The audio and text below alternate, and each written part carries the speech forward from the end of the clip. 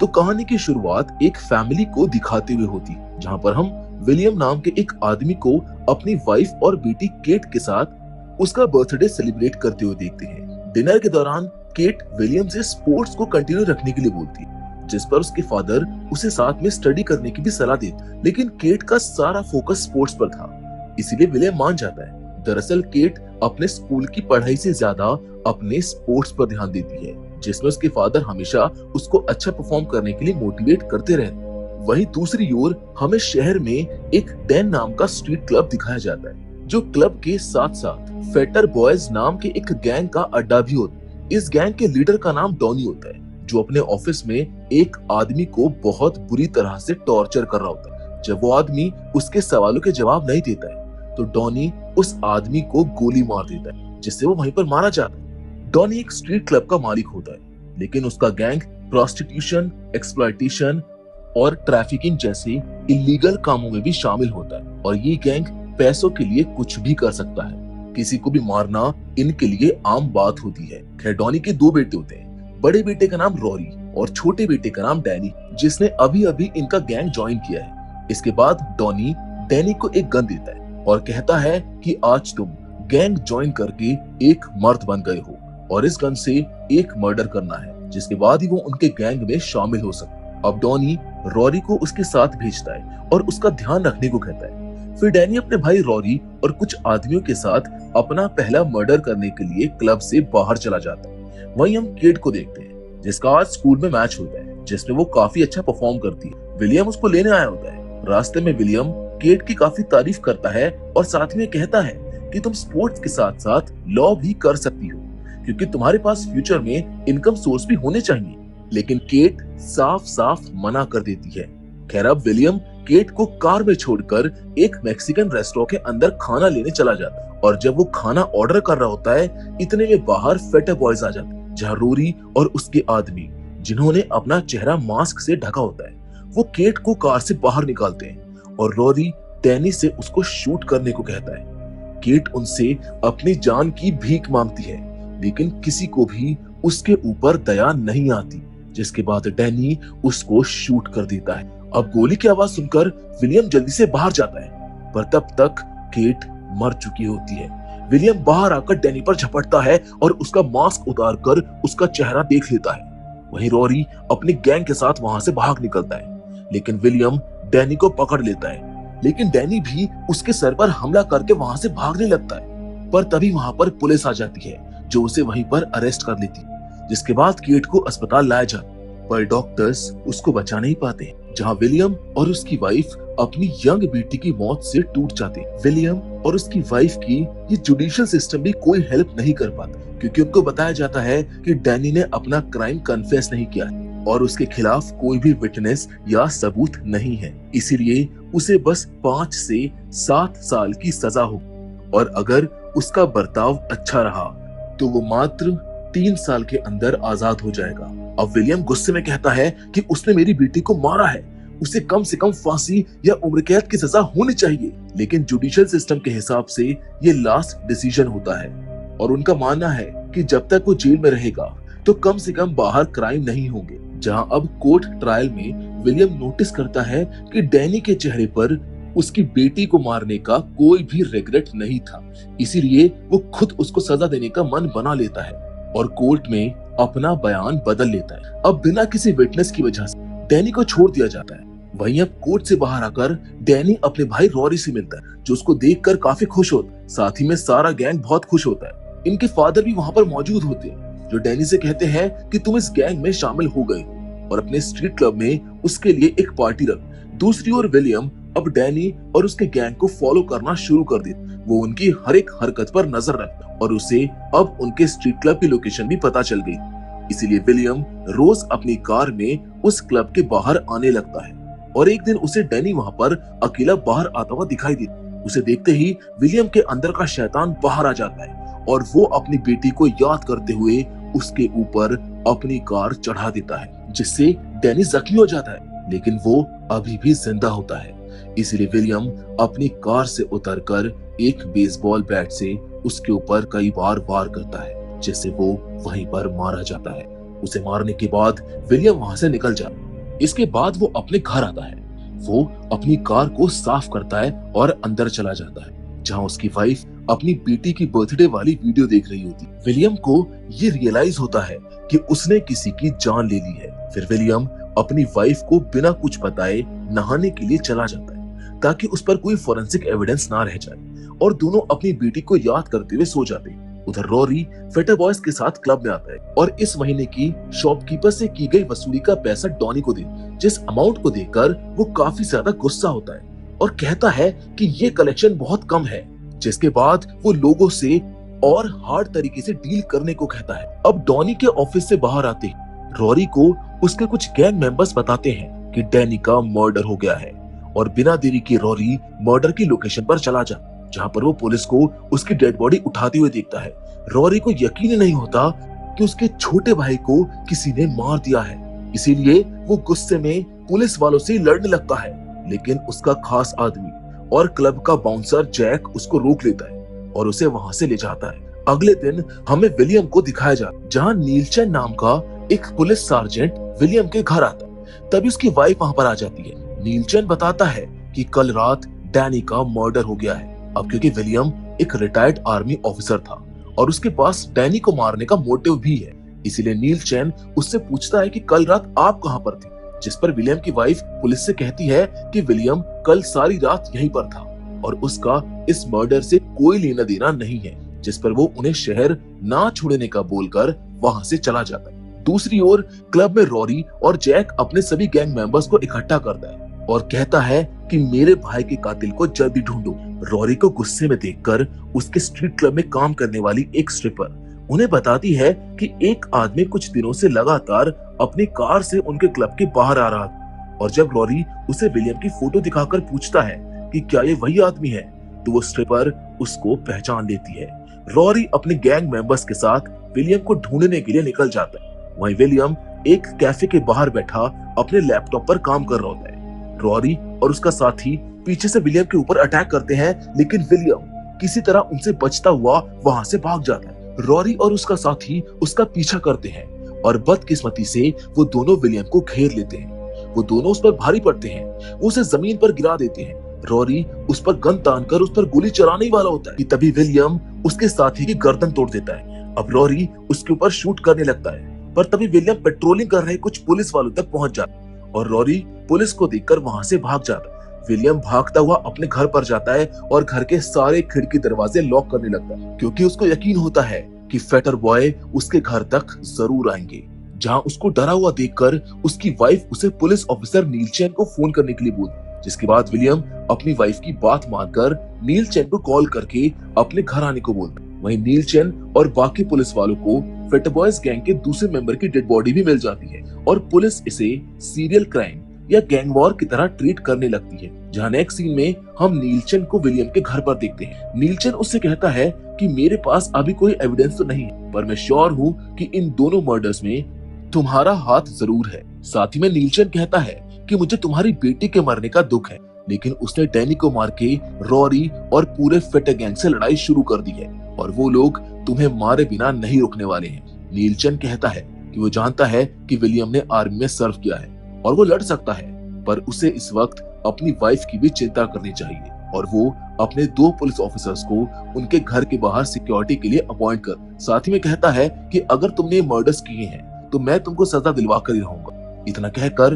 वो वहां से चला जाता। दूसरी ओर हमें शहर के बाहर एक दांते नाम के कार चोर को दिखाया जाता, जो एक ब्रांड न्यू चुराई हुई कार लेकर रॉच नाम के आदमी के गराज में जाता। रॉच एक स्मगलिंग गैंग का लीडर जो चोरी की कार्स और हथियारों को स्मगल कर। यहाँ रॉच के पास दांते को कार के बदले में देने के लिए ज्यादा कैश नहीं होता, इसलिए रॉच कहता है कि या तुम्हें वेट करना पड़ेगा वरना मेरे पास तुम्हारे लिए एक डील है। वो उसे हथियारों के थ्रू पे करना चाहता है, जिनकी कैश वैल्यू काफी ज्यादा होती है। वो कहता है कि कभी उसे किसी और चीज की जरूरत हो तो वो उसको जरूर कॉल कर सकता है। उधर विलियम अपनी वाइफ को बता देता है कि उसी ने ही डैनी को मारा है, क्योंकि पुलिस या कोर्ट से कभी उन्हें अपनी बेटी के लिए इंसाफ नहीं मिलने वाला, इसीलिए उसने डैनी को मारकर अपनी बेटी का बदला लिया है, जिस पर वो और उसकी वाइफ इमोशनल हो जाते हैं। तभी हम देखते हैं कि उनके घर के बाहर खड़ी पुलिस की कार पर कोई बियर की बोतल फेंक और वो दोनों पुलिस वाले उन अटैकर्स के पीछे भागते। जिसका फायदा उठाकर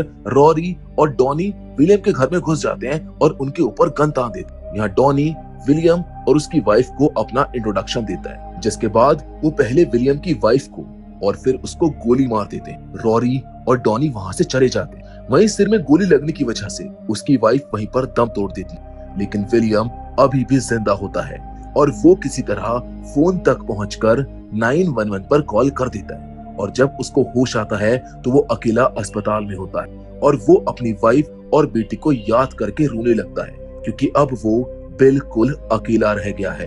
विलियम अस्पताल से भागने और खुद को मारने की कोशिश करता है, क्योंकि अब उसके पास जीने की कोई भी वजह नहीं बची थी।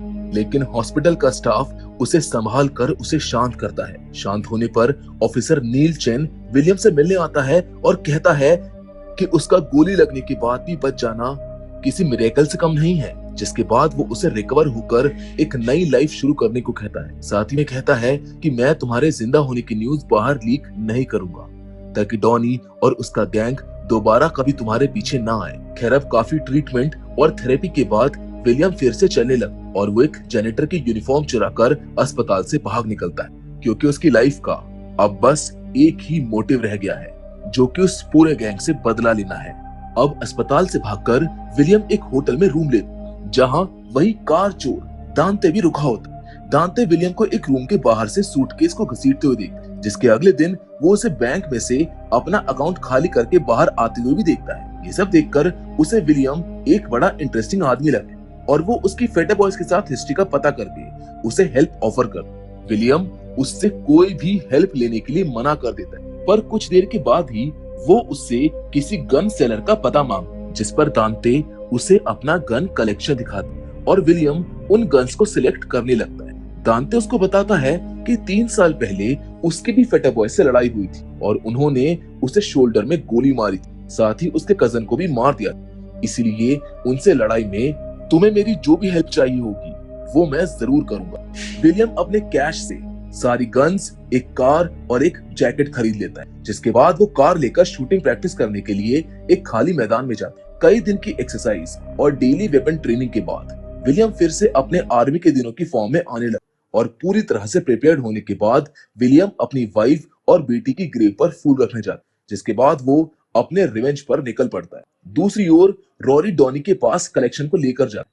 डॉनी कहता है कि ये कम है और गुस्सा होने लगता है। साथ ही में कहता है कि तुम्हारी वजह से तुम्हारा भाई मारा गया, तुमसे अच्छा तो तुम्हारा भाई था। ये सुनकर वो गुस्से से वहां से चला जाता है। उधर विलियम सबसे पहले रॉरी के राइट हैंड जैक के घर जाता है, जो प्ले स्टेशन पर गेम खेल रहा होता है, जिसके ऊपर वो अटैक कर देता है।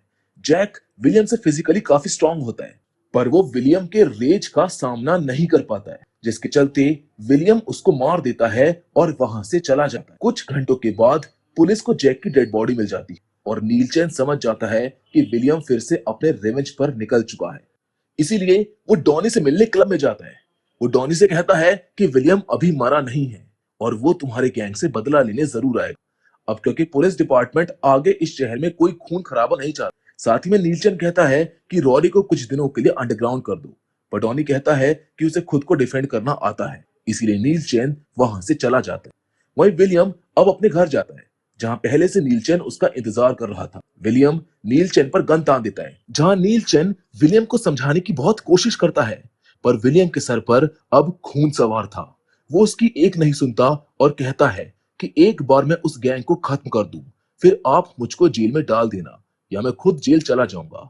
इतना कहकर वो वहां से चला जाता है, जहां अगले दिन डॉनी रॉरी को सारा गैंग और फायर पावर देकर विलियम को हंट करके मारने का ऑर्डर देता है। जिसके बाद रॉरी अपने गैंग के साथ उसको मारने के लिए क्लब से बाहर निकलता है, पर विलियम तो इसी मौके का पहले से इंतजार कर रहा होता है। वो उनके जाने के बाद एक शराबी की एक्टिंग करते हुए क्लब के सामने आ जाता है, जहां वो एक गार्ड को मारकर क्लब के अंदर घुस जाता है। विलियम सीधा ऑफिस में पहुंच जाता है, जिसे अपने ऑफिस में देखकर डॉनी काफी शॉक्ड हो जाता है, लेकिन उसको पता होता है कि विलियम आज उसको जिंदा नहीं छोड़ेगा, इसलिए वो कोई माफी नहीं मांगता है और विलियम अपनी वाइफ और बेटी को याद करते हुए फेटा बॉयज के बॉस डॉनी को शूट करके मार देता है। जिसके बाद विलियम डॉनी की फोन से ही रॉरी को फोन करके बताता है कि उसने उसके छोटे भाई की तरह उसके फादर को भी मार दिया है। अब अजीब बात यह थी कि रॉरी ये सुनकर कोई इमोशन शो ही नहीं करता है, जैसे उसे किसी चीज से फर्क ही नहीं पड़ता हो। लेकिन अब रॉरी अपनी गाड़ी को क्लब की तरफ जाने के लिए कहता है। खैर अब रॉरी और उसका गैंग फौरन अपने क्लब पर पहुंचते हैं, जहां पर वो सभी अपने गैंग लीडर की डेड बॉडी को देख।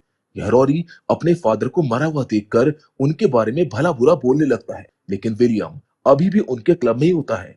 इसीलिए वो एक अनाउंसमेंट करके उन्हें बार एरिया में लड़ाई के लिए इनवाइट करता है। विलियम और गैंग के बीच में गोलीबारी शुरू हो जाती है, जहां रॉरी के एक आदमी को मारकर विलियम उन्हीं में से एक को हॉस्टेज बना लेता है, जिसे मारने की वो धमकी देने लगता है। लेकिन रॉरी खुद ही अपने आदमी को शूट कर देता है और वो भागते हुए विलियम को भी एक गोली मारता है जो उसके शोल्डर पर लगती है। इंजर्ड होने के बाद भी विलियम किसी तरह से क्लब से बाहर निकलता है और अपने मॉडल तक पहुंच जाता है। लेकिन यहाँ पर मौजूद क्लब में काम करने वाली एक स्ट्रिपर विलियम को देख लेती है और फोन करके रॉरी को इस मॉडल की लोकेशन बता देती है, जिसके बाद रॉरी अपने आदमियों के साथ उस मॉडल तक पहुंच जाता है और मॉडल पर जाकर फायरिंग करने लगता है। यहाँ पर मौजूद दांते भी विलियम की हेल्प करने लगता है और फेडर गैंग के लोगों पर कई राउंड्स फायर करता है, पर रॉरी के आदमियों ने उन्हें लोकेट कर लिया है और वो सभी गिनती में उन दोनों पर भारी पड़ने लगते हैं। लेकिन किसी तरह दांते इंजर्ड विलियम को अपनी जीप में बैठाकर उस मॉडल से भाग निकलता है। रॉरी उन्हें भागते हुए देख लेता है, इसलिए वो भी उनका पीछा करने लगता है, जिनकी जीप पर वो फायरिंग भी करता है। दांते हेल्प के लिए अपने स्मगलर फ्रेंड रॉच को कॉल करता है, जहां रॉच उसे अपने गैराज पर आने को कहता है। साथ ही वो अपने गैंग को तैयार करता है, क्योंकि उसको पता है कि आगे क्या होने वाला है। और अब जैसे ही विलियम और दांते गैराज पहुंचते हैं, तुरंत ही रॉच और उसका गैंग रॉरी की कार पर फायरिंग करके उनको रोक देते और अपने गैराज का शटर भी बंद कर देते हैं। लेकिन बाहर रॉरी विलियम को मारे बिना वहां से जाने वाला नहीं होता और वो अपने आदमियों के साथ उस गैराज का दरवाजा तोड़कर अपनी कार को अंदर घुसा देता है, जिसके बाद उसके आदमियों में और रॉच के गैंग के बीच में फायरिंग शुरू हो जाती है। रॉरी रॉच को मार डालता है और दांते को भी शूट कर देता है। वहीं जख्मी विलियम एक कार के नीचे छिप जाता है। रॉरी कहता है कि उसका भाई डैनी इस गैंग लाइफ के लिए नहीं बना और उसे अपने फादर के मरने का कुछ खास दुख भी नहीं है। साथ ही में वो ये भी कहता है कि विलियम को उसके भाई को नहीं मारना चाहिए था। रॉरी से छिपते हुए विलियम एक स्क्रू ड्राइवर उठा लेता है। तभी रॉरी उसको ढूंढ लेता है, लेकिन वो उसको शूट नहीं कर पाता है, क्योंकि विलियम वो स्क्रू ड्राइवर उसके गले में घुसा देता है, जिससे रॉरी उसी के सामने मारा जाता है। और तभी पुलिस की सायरन्स की आवाज आती है और दांते उस गैराज से भाग निकलता है। तभी नीलचैन और बाकी पुलिस वाले वहां इतने सारे डेड बॉडीज देखकर शॉक्ड रह जाते हैं। फिर विलियम गन फेंककर नीलचैन के सामने सरेंडर कर देता है, लेकिन इस लड़ाई में वो भी काफी घायल हो गया था, इसलिए वो भी कुछ ही देर में दम तोड़ देता है। पर उसे मरते हुए ये सेटिस्फैक्शन होता है कि वो इतने क्रिमिनल्स को मार पाया और उसकी लाइफ वेस्ट नहीं गई। उसने अपनी बेटी और वाइफ की मौत का बदला ले लिया, जिसके साथ ये कहानी यहीं पर खत्म हो जाती है। तो दोस्तों, ये थी वेंडेटा की पूरी कहानी। एक बाप की दर्दनाक जंग, जिसने अपनी बेटी और पत्नी को खोकर भी हार नहीं मानी। उसने अपने खून और जान की कीमत पर उस पूरे गैंग को खत्म कर दिया, जिसने उसकी दुनिया तबाह कर दी थी। आखिर में विलियम मर गया, लेकिन जाते जाते वो संतोष छोड़ गया कि उसकी मौत बेकार नहीं गई।